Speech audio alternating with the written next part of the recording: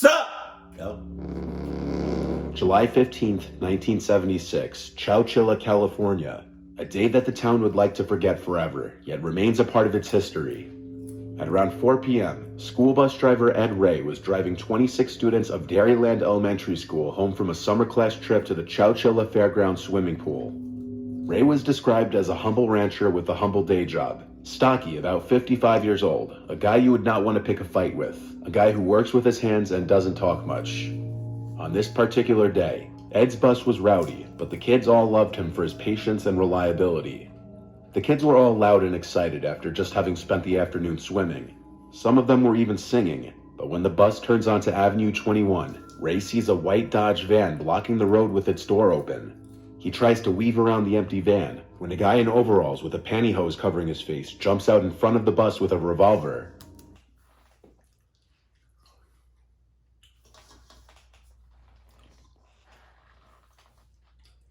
At this point,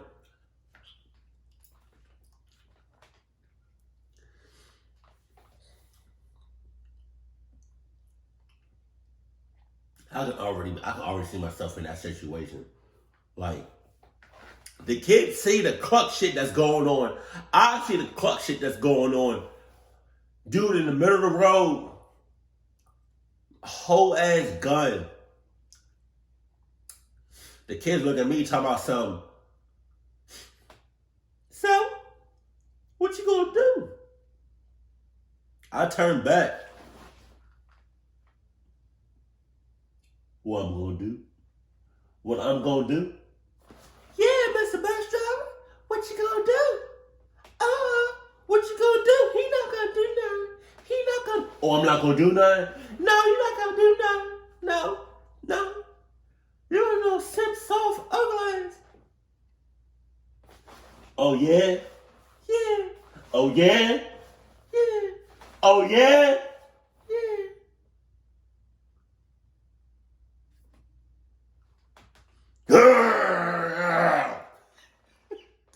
Oh, me. The man walks to the driver's side window and asks Ed, with no intimidation in his voice, "Would you open the door, please?" Ed opens it. Two more identically dressed figures jump in, one with a rifle, which is quickly pointed at Ed. Everybody goes to the back of the bus. The one without a rifle starts to drive, and the one with the revolver hops in the van to follow them. They drive about a mile and park the bus in a bamboo thicket.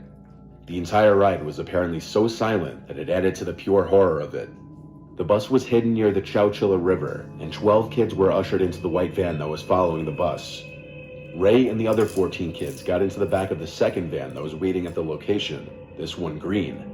There was a partition separating the driver's seat to the back of the van, and all the windows were sealed. Ed and all the kids sat in the backs of these vans for 11 whole hours, in the pitch black. I know I'm not the only one that sees this, that notices this. But y'all understand, right? Y'all see what I'm talking about with the number 11. And if you don't know what that means and why I'm so like, all glory to God, praise God, is that whenever I see the number 11 or I hear it spiritually, it means if you see 11 or 111 or 1111 in some way, form, or fashion, to me, spiritually, it means that a new beginning is about to happen. New chapter, blessings are about to happen. A whole new something is about to happen in your life. And just be careful and think about what you want when you hear or see the number 11. So that's why, and I'm not looking for these junks, but they keep popping up. In extreme heat, all the while scared for their lives, not knowing what was going to happen next. Some of the older kids started to sing songs to try to lighten the incredibly horrible setting and make the younger kids feel better. Songs like "If You're Happy and You Know It." Meanwhile, back in town, Sarah talking about something. If you're happy, then you know it. Clap your hands.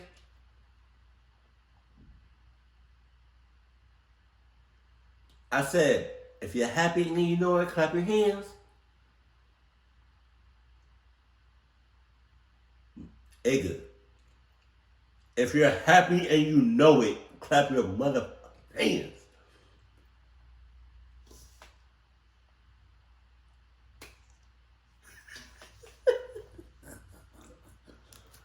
It only took 15 minutes after the bus not showing up that parents began to wonder what was going on. That's how punctual Ed always was. Within the hour, the missing bus was being talked about on the local news stations. Parents helped police by tracing the route the bus usually took, and by that evening, they found the abandoned bus. Within hours, 30 FBI agents arrived on the scene, and an intense investigation was underway to find the kids and Ed. Late that night, the vans finally arrive at a rock quarry 100 miles away in Livermore, 3:30 in the morning, at which point Ed had been awake for 24 hours. The back doors of the van swing open and two guys are waiting. Ed is the first one out. He's handed a flashlight and then told to strip and then go down a hole with a ladder in it. Oh my God. Above ground, roll call is being taken for the children, and their names are written as they're made to leave the bus one by one. Then they're stripped and sent to join Ed down the ladder into what was referred to as the hole, which turned out to be an old moving van, which had been placed in a large dugout hole 12 feet underground.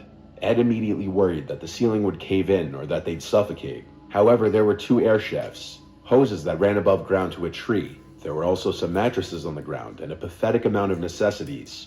Wonder Bread, peanut butter, potato chips, water jugs, and some holes carved for toilets.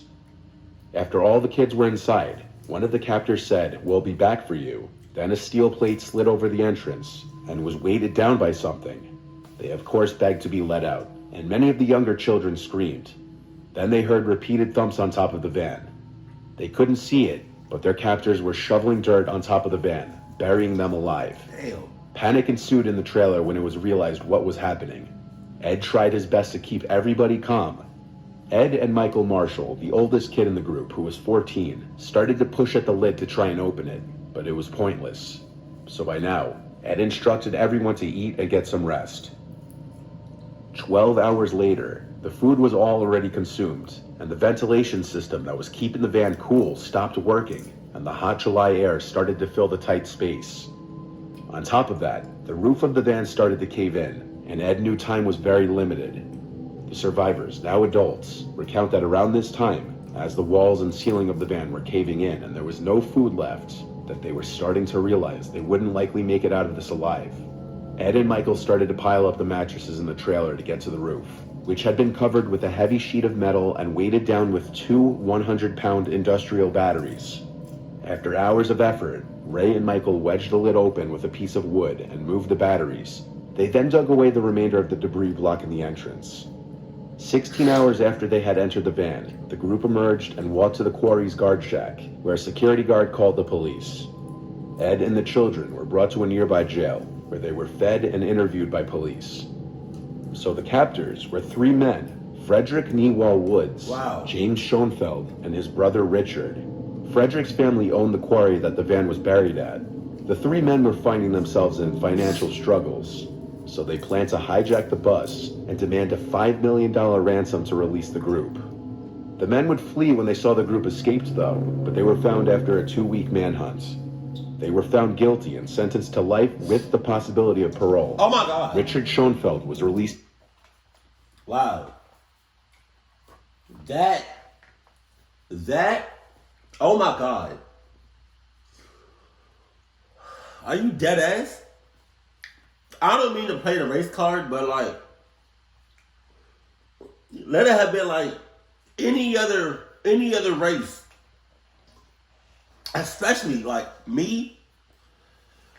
They would have got life without no chance of parole. Come on, dead ass. Like if they get out, I don't know if they got out or they died in prison, but like if they get out, what makes you think they're not gonna do it again? Like, are you dead ass? Jesus. 2012, and James Schoenfeld was paroled on August 7th, 2015. Frederick Woods was denied parole 15 times because he owned the quarry. However, in March of this year, he was granted parole as well. Rightfully so, people of Chowchilla and people around the world were sickened at the fact that the three men who committed this kind of monstrous act could ever roam the streets again. If Michael and Ed hadn't stepped up and dug the group out of that van, they likely would not have survived.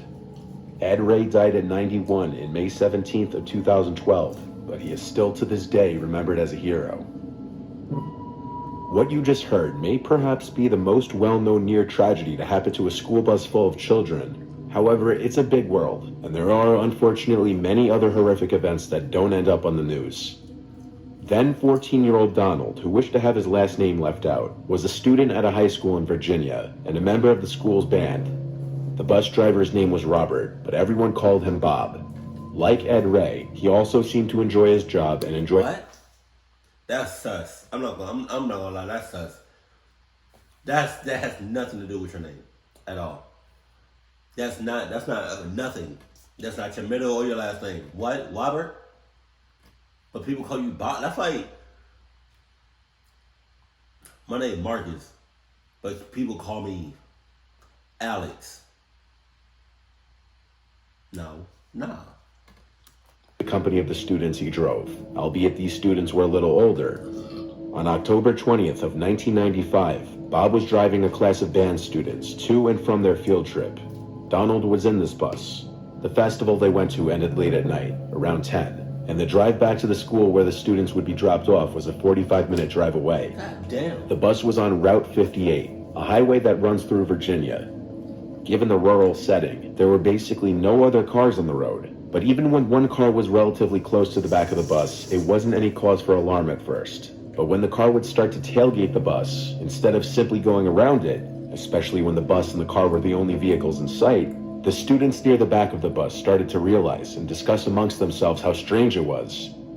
Bob the bus driver would switch into the left lane to get the driver off his ass, and all the kids watched as the car floored it past the bus in the right lane. Some kids shouting things out the windows, to which the chaperone on the bus told the kids to knock it off. Donald recalls thinking the car was gone and it was just some aggressive late-night driver, when suddenly the bus slammed on the brakes so hard that everybody was slightly lifted from their seats, and there was an ear-piercing shriek from the brakes. The bus came to a halt on the middle of the highway, and Bob told everyone to remain calm. The bus went into reverse for a few moments, then back in drive to another halt. Bob shouted at everybody on board the bus to keep quiet and don't panic. And hearing those words made Donald, along with his friends he was sitting with, and every other student on the bus whisper amongst themselves nervously. There was shouting from outside the bus from multiple men's voices. Then the bus doors opened, and two men wearing black pullover masks armed with handguns came on board, yelling at everyone on the bus to shut up in response to a few students near the front screaming. One of the men with the guns announced to the entire bus to empty their wallets of all cash and take any jewelry off and to give it to them. They went row to row with their guns pointed at the kids, as each student took out their wallets and placed whatever small amounts of money broke high school students could be carrying in their wallets into the plastic bag the guy was holding, and the girls would take off their jewelry. Some students would scream as the gun was pointed in their faces, which would be a natural reaction for some. Donald described the moment he had a gun pointed at his head at 14 as emotionally traumatizing, that he felt his entire existence would end if he moved or looked at the guy the wrong way. The men didn't even make it to the back of the bus before they decided to leave in a hurry, most likely panicked that other cars would pass by and stop. The car floored it away down Route 58 with its lights off. Its license plates had been covered, indicating it was a planned attack, if the guns and masks weren't already indication enough.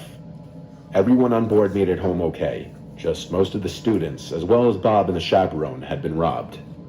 Unfortunately, bus robberies are a common thing though, and while most probably aren't caught on video, what you're about to see was... Oh my God. A school bus traveling along the N4 in Whitbank one Friday night this past February was attacked by armed robbers. The teachers did not know it at the time, but the robbers had laid out rocks on the highway, intending to cause damage to vehicles so that the drivers would stop and the robbers could steal from them at gunpoint. Oh my God. The bus was carrying 4 teachers and the driver. There were no pupils in the vehicle. They were traveling back to the school after an athletics meeting when they hit the rocks and ruptured a tire. There were 3 robbers. 2 were armed with guns and 1 with a knife.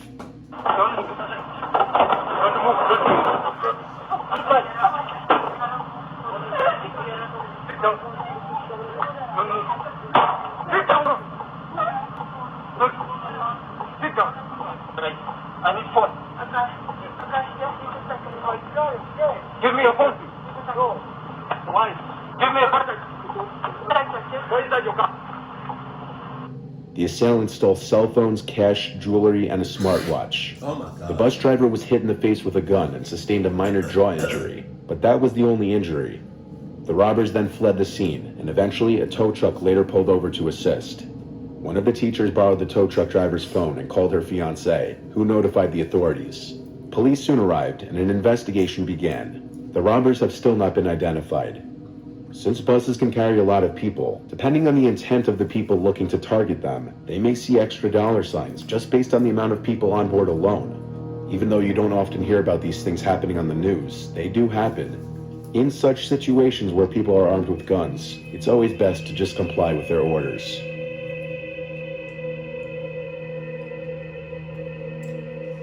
On me, that first story,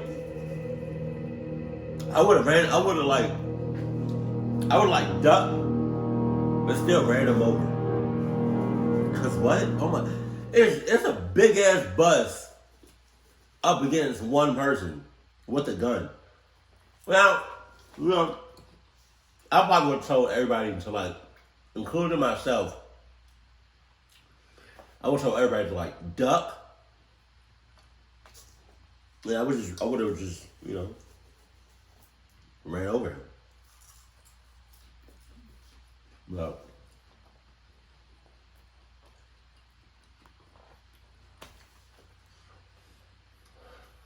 There's kids. You that desperate that you gotta steal from kids? Oh my God. And the fact that those guys got life in prison with a chance at parole is beyond me. That's ridiculous. Oh my God. So how you gonna feel if or when they do the same shit again? What, you gonna get life in prison and another chance at parole? The justice system is fixed. It always has been, and I feel like it always will be. Jesus. Keep cool, keep classy, and I love you. Stay happy, my family.